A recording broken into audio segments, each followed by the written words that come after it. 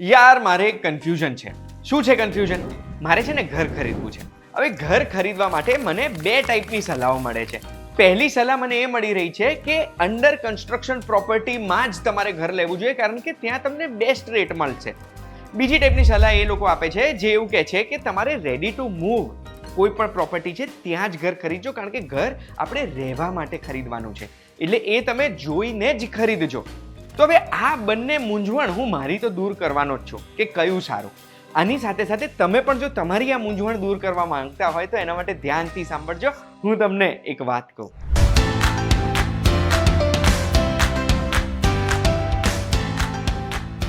એક વાત કહું, આપનું સ્વાગત છે. મારું નામ છે ગુંજ ઠક્કર અને અંડર કન્સ્ટ્રક્શન અને રેડી ટુ મૂવ પ્રોપર્ટીની વચ્ચેનો ડિફરન્સ સમજાવવા માટે હું સ્ટુડિયોમાં બેસીને તો ના સમજાઈ શકું ને, એના માટે જ હું તમને બહાર લાવ્યો છું. ક્યાં છે આપણે? ચલો બતાવો. આપણે આવ્યા છે નિરમા યુનિવર્સિટીની પાછળ વર્ટિકલ ગ્રુપે બનાવેલું બિલ્ડિંગ, વર્ટિકલ સ્પેસમાં જે 13 માળના 3 ટાવર છે. અને આ બિલ્ડિંગમાં જઈને હું તમને એક્ઝામ્પલ સાથે સમજાવીશ કે કઈ રીતે રેડી ટુ મૂવ અને અંડર કન્સ્ટ્રક્શન બિલ્ડિંગમાં ડિફરન્સ હોય.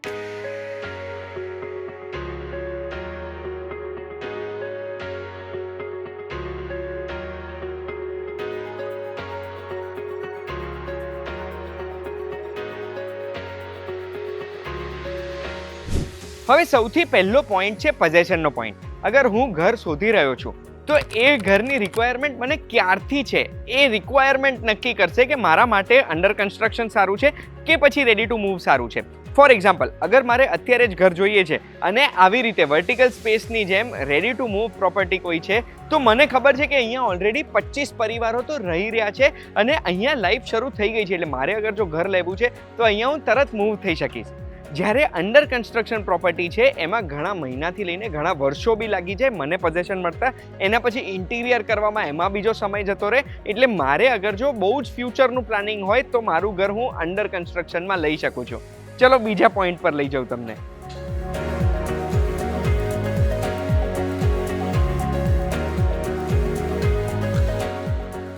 પછી પોઈન્ટ નંબર 2 છે ને એ રિસ્કનો પોઈન્ટ છે. એટલે અગર રેડી ટુ મૂવ પ્રોપર્ટીમાં આપણે મૂવ થઈએ છીએ તો સૌથી પહેલાં કોઈ કન્સ્ટ્રક્શન રિસ્ક નથી.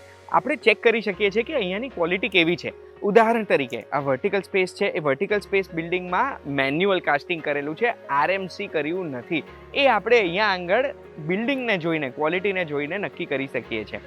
એના સિવાય એક વખત પ્રોપર્ટી રેડી થઈ ગઈ છે, આપણે જે ફ્લેટ લેવું છે એ રેડી થઈ ગયું છે, તો આપણે એવું રિસ્ક નથી લેતું કે બાંધકામ અડધેથી ઊભું રહી ગયું તો, કે પછી અગર ના કરે ઉપરવાળા અને અગર ડેવલપરને કોઈ ફાઇનાન્શિયલ પ્રોબ્લેમ આવી ગઈ તો આપણું બાંધકામ અટકી જશે, આપણી મૂડી આપણે રોકેલી અટકી જશે ને આપણને પ્રોપર્ટી મળવામાં હજુ પણ ડિલે થઈ શકે. આ બધું રેડી ટુ મૂવમાં ના થાય. રેડી ટુ મૂવમાં બીજો એક ફાયદો એ છે કે અગર મારે લોન લેવી છે તો એનું ડિસ્બર્સમેન્ટ પણ મને ફટાફટ મળી શકે છે. જ્યારે અંડર કન્સ્ટ્રક્શનની આપણે વાત કરીએ તો અંડર કન્સ્ટ્રક્શન પ્રોપર્ટીમાં શું પ્રોબ્લેમ થાય કે એમ તો વાંધો નથી આવતો અગર તમે કોઈ પણ બિલ્ડર જે ડેવલપર છે એ ડેવલપરનો ટ્રેક રેકોર્ડ જોઈને અગર તમે પ્રોપર્ટી લો છો તો વાંધો નથી આવતો. પણ ઘણી વખત એવું થાય છે કે પ્રોજેક્ટમાં કોઈક કારણસર ડિલે થયું કે પ્રોજેક્ટ કેન્સલ થઈ ગયો ને તો આપણી મૂડી એમાં ફસાઈ જતી હોય છે કે પછી આપણે જે ઘર લેવું છે ને એની ટાઈમલાઈન હજુ પણ એક્સટેન્ડ થઈ જાય છે. હવે જઈએ આપણે પોઈન્ટ નંબર 3 ઉપર.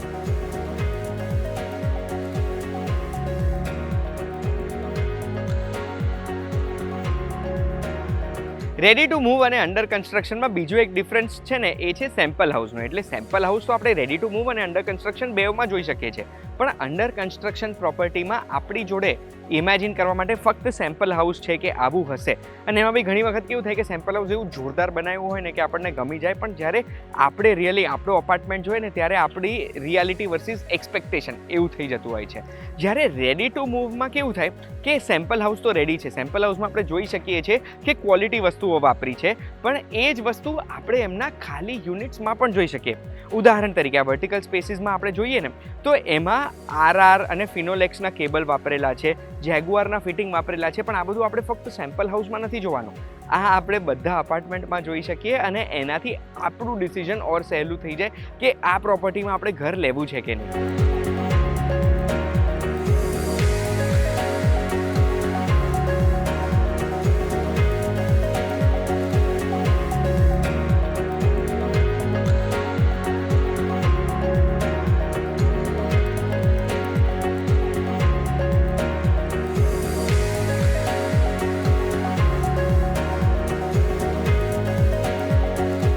રેડી ટુ મૂવ પ્રોપર્ટીમાં આપણે જઈએ ને તો એ રેડી ટુ મૂવ પ્રોપર્ટીમાં આપણે બધું જોઈ શકીએ છીએ એક્ઝેક્ટલી કેવું છે.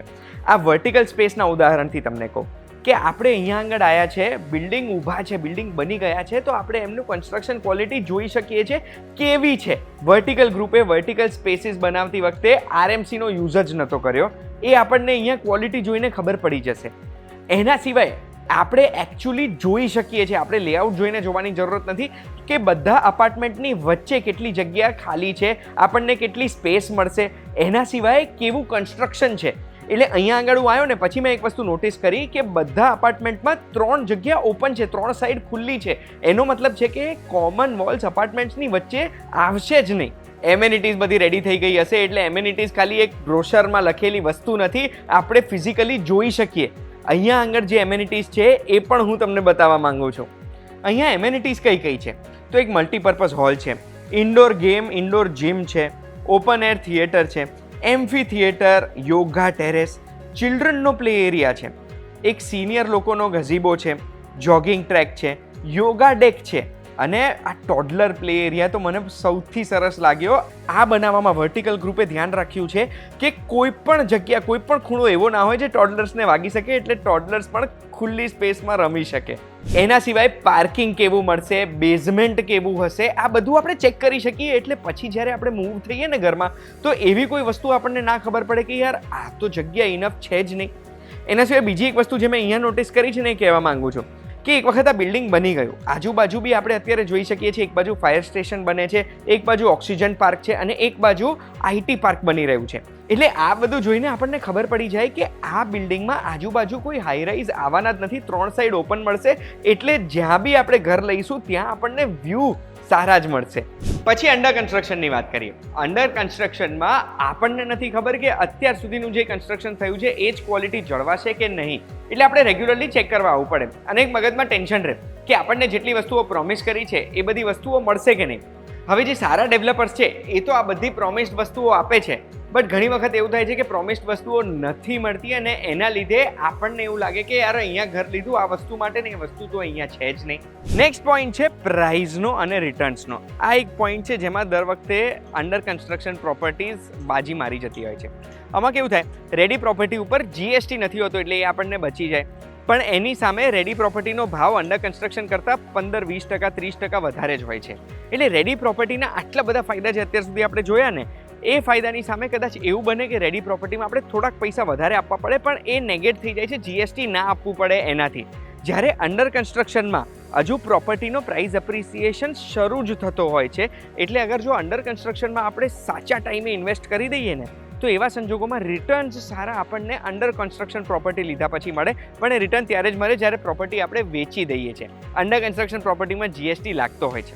તો પછી સવાલ એ છે કે મારે રેડી ટુ મૂવ પ્રોપર્ટી લેવી જોઈએ કે અંડર કન્સ્ટ્રક્શન? એ વર્ડિક્ટ છે એ આ વિડીયોના ફાઇનલ પાર્ટમાં. ચલો કહું. પછી રેડી ટુ મૂવ અને અંડર કન્સ્ટ્રક્શનમાં બીજો એક ડિફરન્સ શું છે ખબર છે? અંડર કન્સ્ટ્રક્શન કોઈ બી પ્રોપર્ટી છે એમાં આપણને ચોઇસ વધારે મળી શકે છે. રેડી ટુ મૂવમાં ચોઇસ ઓછી હોય કારણ કે બધું ઓલમોસ્ટ વેચાઈ ગયું હોય. જેવી રીતે આ વર્ટિકલ સ્પેસ સોસાયટી છે, અહીંયા આગળ 25 જેટલા ફેમિલીઝ તો રહેવા બી આવી ગયા છે.